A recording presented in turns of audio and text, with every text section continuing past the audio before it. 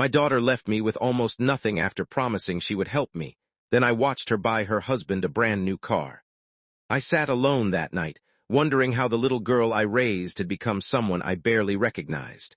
But the next afternoon, her father-in-law appeared at my door carrying a sealed box. He looked me straight in the eyes and said, "Don't open this until you're alone." I waited until midnight.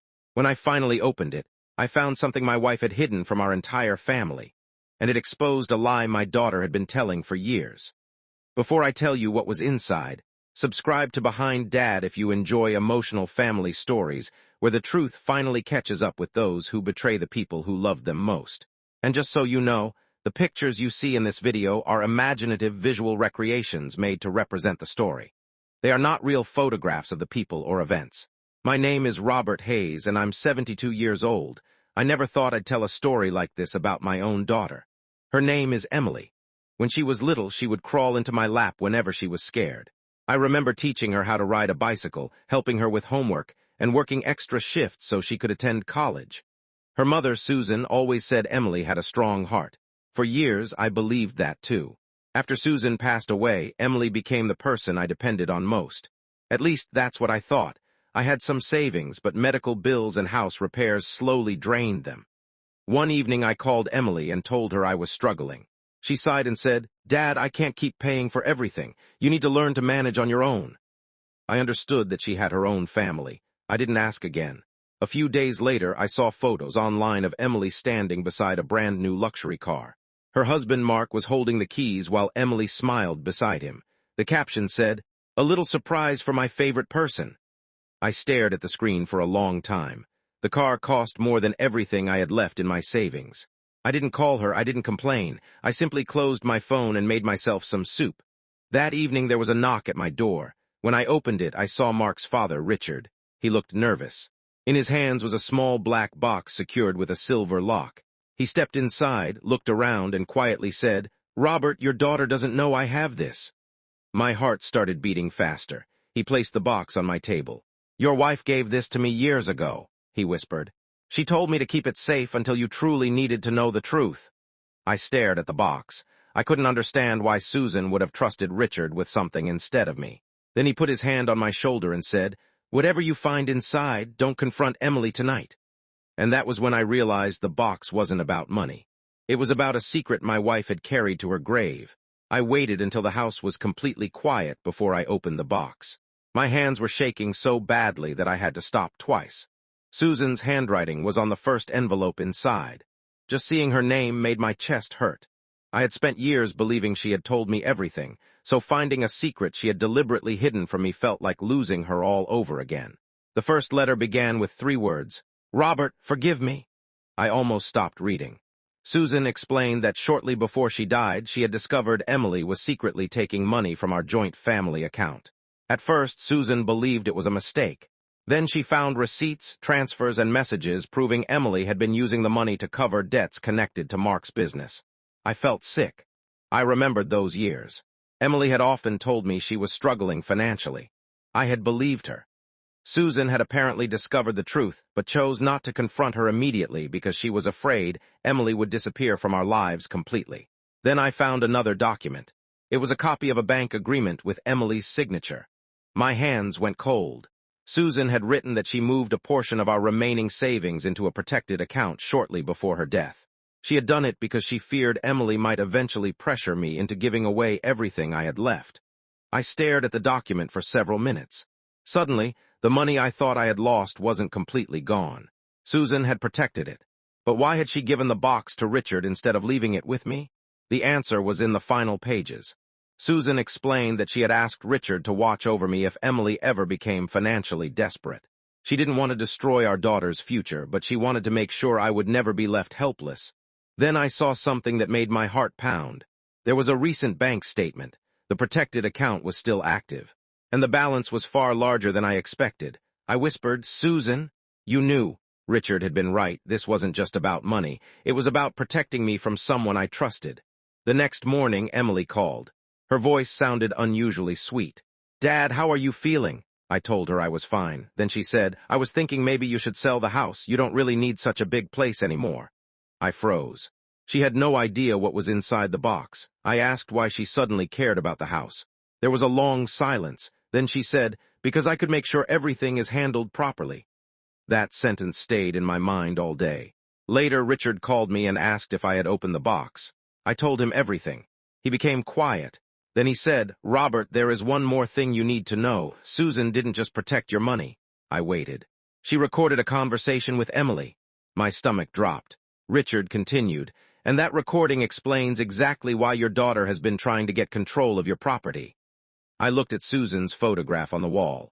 For the first time, I wondered whether my wife had known something about our daughter that I had been too blind to see. That evening, Richard brought me a small flash drive. I plugged it into my computer. The recording began with Susan's voice. Then Emily spoke. And the first sentence I heard made me realize the betrayal was much deeper than money. Emily's voice came through the speakers, and for a moment I couldn't move.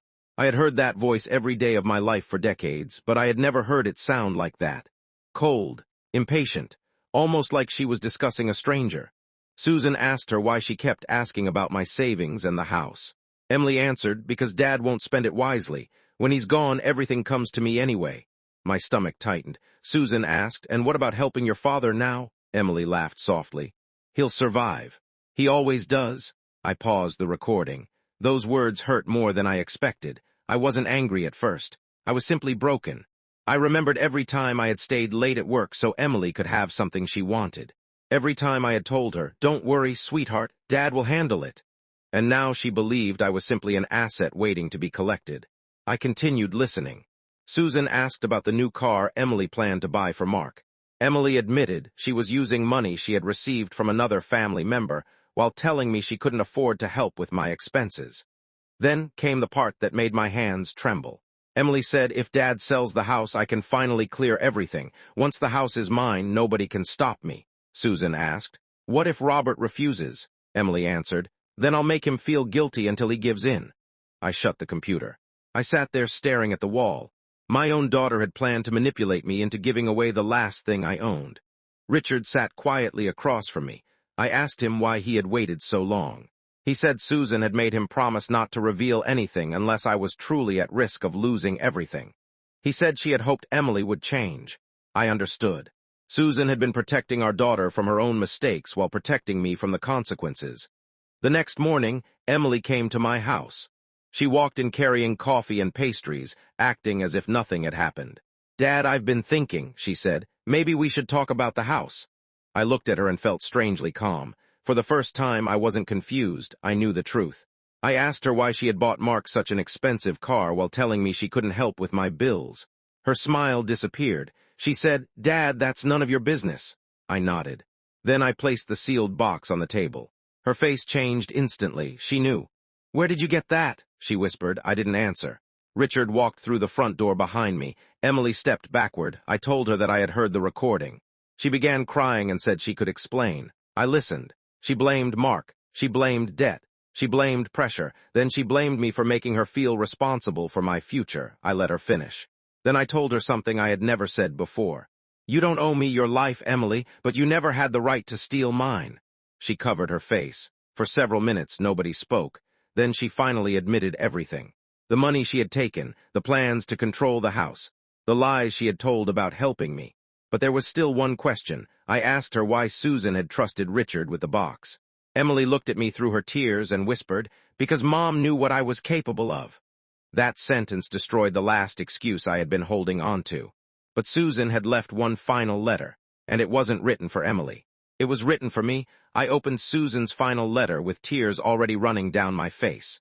The paper was old, and her handwriting looked exactly the way I remembered it. Neat, careful, and familiar. She wrote, "Robert, if you're reading this, please don't let anger become the rest of your life." I stopped. Susan knew me too well. She explained that she had never wanted me to punish Emily. She wanted me to protect myself, but she also wanted me to leave the door open for our daughter to change. Then she revealed something I never expected. The protected account wasn't only for me. Susan had divided it into two parts. One part was meant to secure my future. The other was meant for Emily, but only if Emily became honest and took responsibility for what she had done. Susan wrote, "Love should have boundaries, Robert. Forgiveness doesn't mean giving someone another chance to hurt you." I looked at Emily. She was sitting quietly, crying. For the first time, she wasn't defending herself. I told her I couldn't trust her with my finances, my home, or my future anymore. But I also told her that if she truly wanted to rebuild our relationship, I would give her time. She nodded. Then Richard handed me one final document. It was a legal agreement Susan had prepared before her death. It restored full control of my remaining savings and property to me. Emily could not access anything without my written permission. I signed it, not because I wanted revenge, because I finally understood that protecting myself wasn't cruelty. It was necessary. Months passed. Emily began paying back the money she had taken. She sold some of the things she didn't need and started working extra hours. Mark eventually admitted that he had known more about the financial situation than he had told me. Their marriage became strained, but Emily stopped blaming everyone else.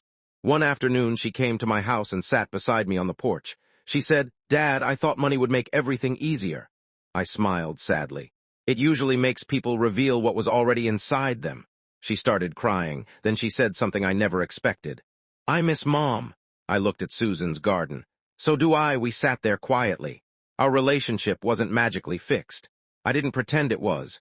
Trust takes time, and some wounds don't disappear just because someone says sorry. But slowly, Emily began becoming the daughter I remembered. She called to check on me without asking about money. She visited without mentioning the house. She brought groceries because she wanted to help, not because she expected something later. And that was how I knew she was finally changing. Today, Susan's box sits in a locked drawer in my bedroom. I rarely open it. I don't need to anymore. I know what it taught me.